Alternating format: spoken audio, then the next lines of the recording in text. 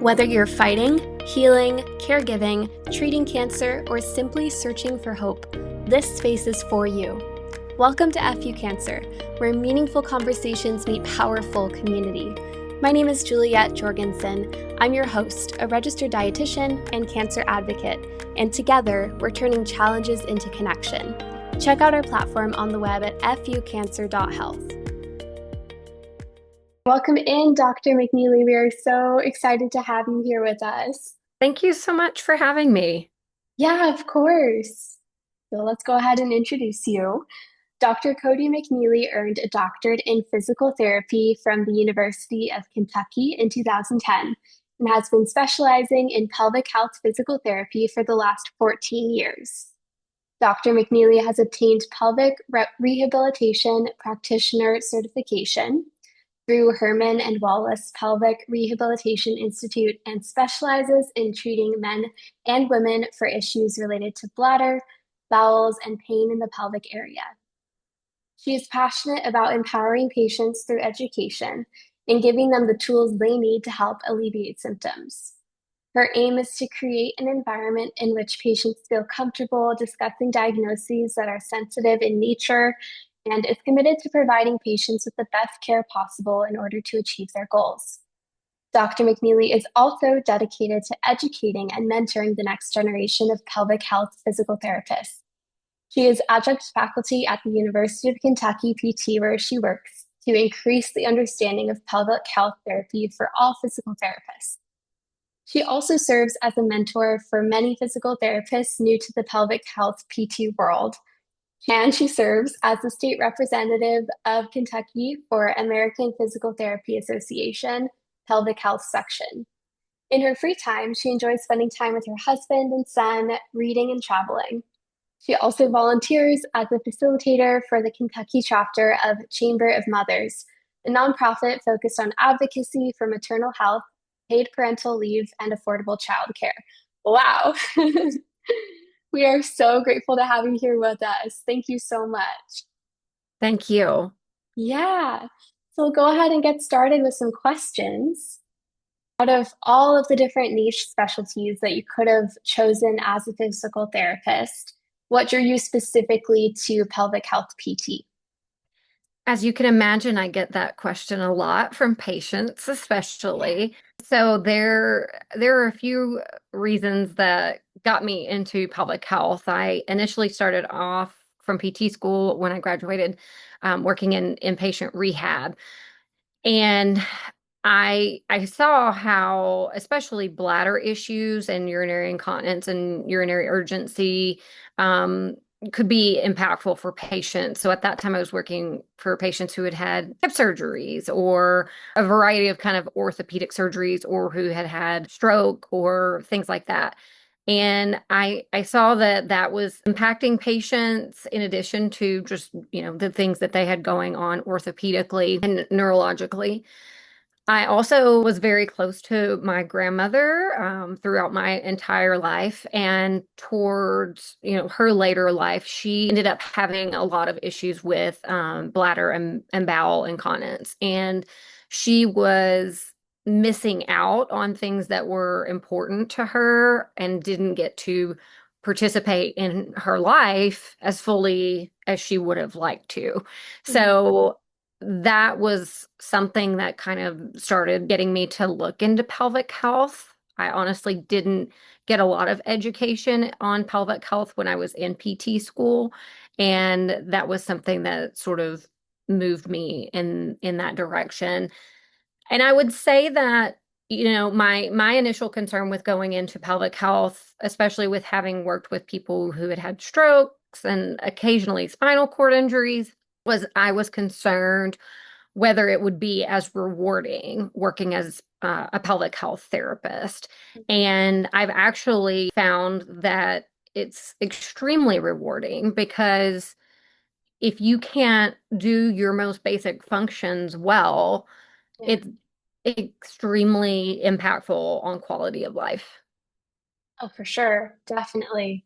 Yeah, that's super neat. And I think it's beautiful that you also have a personal connection to the space with your grandmother and just seeing her go through that and then wanting to help others in need of, you know, those basic functions, like you said, that so many of us take for granted. So Yeah. that's awesome. Yeah.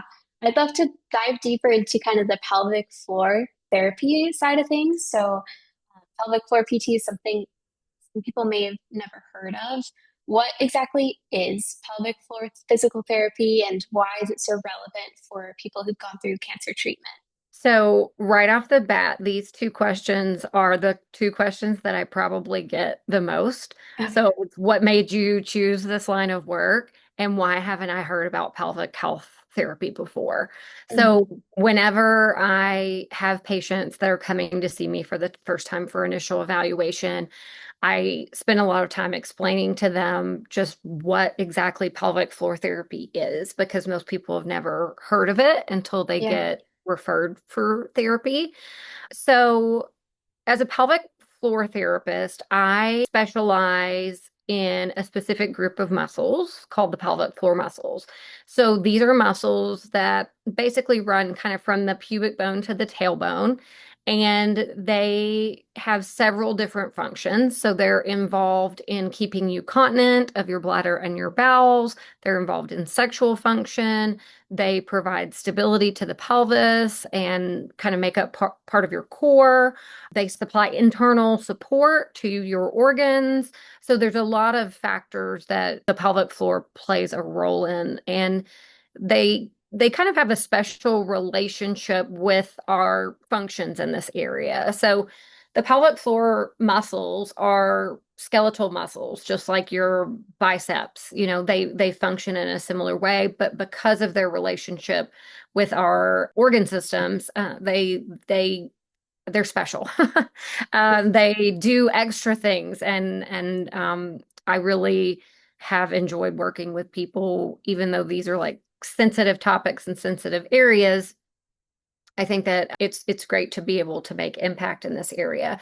And I think a lot of times people hear pelvic floor therapy and there is focus on those muscles, but the pelvic floor is not an island that lives on its own. And so we also look a lot at a lot of other muscles. So there's so many hip muscles that connect to this area and have an impact on how the pelvic floor functions, and our abdominal muscles, and how we're breathing, and there's so many factors that go into it. So if you see someone for pelvic floor therapy, I think sometimes people are surprised that they may be working on hip strengthening, or they may be working on other muscles that aren't specifically the pelvic floor, but everything kind of works together.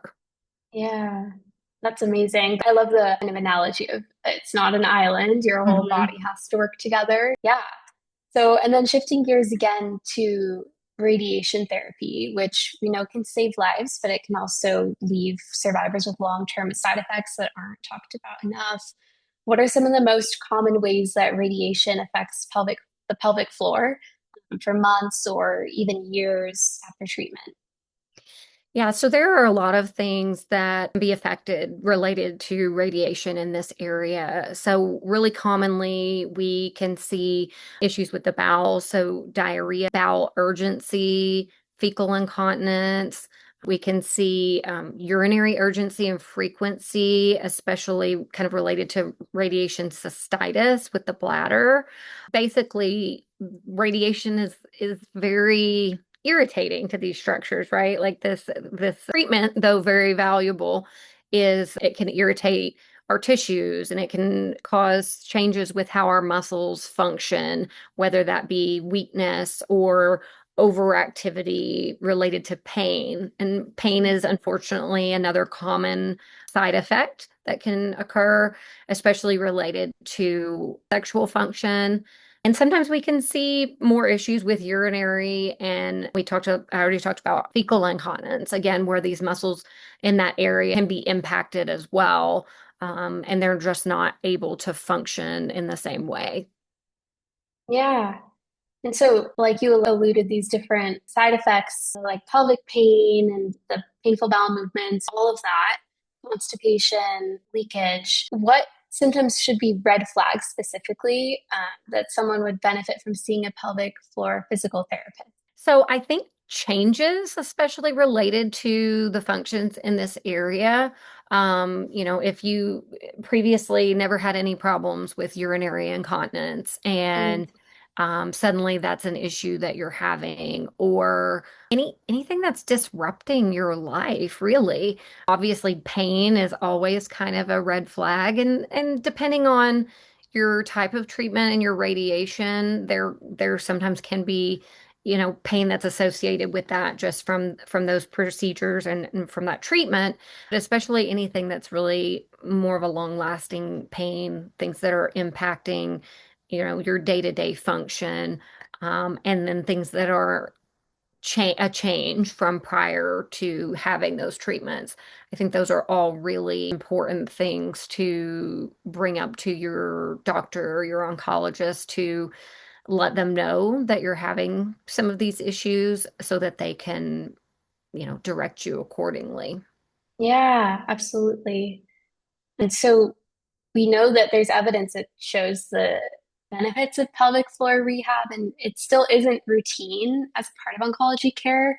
Why do you think pelvic floor physical therapy remains this missing piece in cancer survivorship, and what needs to change? I think, unfortunately, that pelvic health in many realms, not even just the world of oncology, Mm, is underprescribed, especially in our country and within our health system. And there are a few reasons for that. One is just the knowledge and understanding. It's really interesting. When I went into PT school, we had a professor that talked to us about some interdisciplinary workshops and things that we were doing where we were connecting with, pharmacists and PAs and medical students. And I know that a lot of colleges do that now. And it's so beneficial because everyone's sort of learning what they know and what they need mm, to know, but not really learning what other providers know and what they can yeah. do for their patients. And so I think that these more kind of collaborative and interdisciplinary things that they're doing with universities is really beneficial because it helps you to make those connections so that other providers know what you have to offer. Mm, And I think that's really important. And I will say another thing that is a challenge is just the number of pelvic health therapists in relation to how many people could benefit from therapy. So I think these numbers are from around 2023. So within the state of Kentucky, there was a group with a pelvic health summit. Then they kind of ran some numbers on how many pelvic health providers we have within the state and then how many people within the state would benefit from pelvic floor therapy due to pelvic floor dysfunction. And the ratio was that in Kentucky, we had one pelvic health provider for every 16,666 patients that would oh, benefit. oh, wow. And that's inclusive of, postpartum, oncology, I mean, just everything, right? Hmm. And so there really aren't enough pelvic health Yeah. therapists for everyone to get, all the treatment that they need and they would benefit from, unfortunately. And that's part of the reason that I do work with the university to try to increase the interest of pelvic health in pelvic health for PT students that are going to be graduating, but Hmm. also even students that are not going to go into pelvic health, orthopedic students going into neuro, all of those kinds of things from a PT perspective, so that they understand what pelvic Yeah. health is and when to refer appropriately, and they understand what kinds of things, what skills they bring to the table that they can utilize to help patients that maybe are having a hard time finding someone. So I think those are some of the reasons. And the Hmm. other factor is, large ships turn very slowly. So I think that there's been so much wonderful work in cancer survivorship and making sure people are getting what they need. But I think there's starting to be a little bit of a shift towards not just survivorship, but thriving in Hmm. in that time that we now have. Yeah. And I think that pelvic health falls into that category. It's yes, there have been many life-saving things that have helped you, that have kept you here. But now, what can we do to make sure that the time that you have is as positive and filled with quality as it can be? And Hmm. so I think that's I don't know if it's a newer direction, but I think it's definitely a little bit of a shift, and those changes can take time. Um, Yeah. so I think it's really important, and things like your all's podcast and things on social media, social media for better or worse. But there's a lot of really positive things. There are a lot of pelvic health therapists on TikTok reaching more and more people who have these issues and these conditions and educating patients so that they can advocate for themselves, because not every person's doctor is maybe going to recommend pelvic health therapy. But if you know about it and you've been educated that this is something that could be beneficial for you, that that allows you to advocate for yourself and to go ask for it instead of, Yeah. waiting for someone to mention it. Absolutely. Yeah, and it's super neat that you're, in this space advocating yourself as well as the upcoming generation of PT students. And if there's any PT students listening to this episode, this could be your area if you're feeling inclined. So that is really, really good to know. And there, it is a big ship turning slowly, but I think we're moving in the right direction. As you said, there's more emphasis on the thriving side of Yeah, things, wanting patients to absolutely. thrive. Yeah. So just a couple more questions tonight. For survivors listening today who may not have immediate access to public floor physical therapists in their area, are there any simple habits, lifestyle strategies, or signs they should know about to help protect their pelvic health? Yeah, so I think, some of the things we talked about before, some of those signs that are like you should maybe ask or at least be having these Mm-hmm. conversations with your doctor. Don't just assume that, oh, well, I had radiation or had chemotherapy or whatever the case might be, and this is just kind of how it is now. Don't assume that, and make sure to let your doctors know about any symptoms that you are having that are impacting your quality of life and impacting your day-to-day ability to function. So making sure that you're kind of looking out for those symptoms, I think that's really important. And, as I mentioned, there aren't enough pelvic health providers to go around.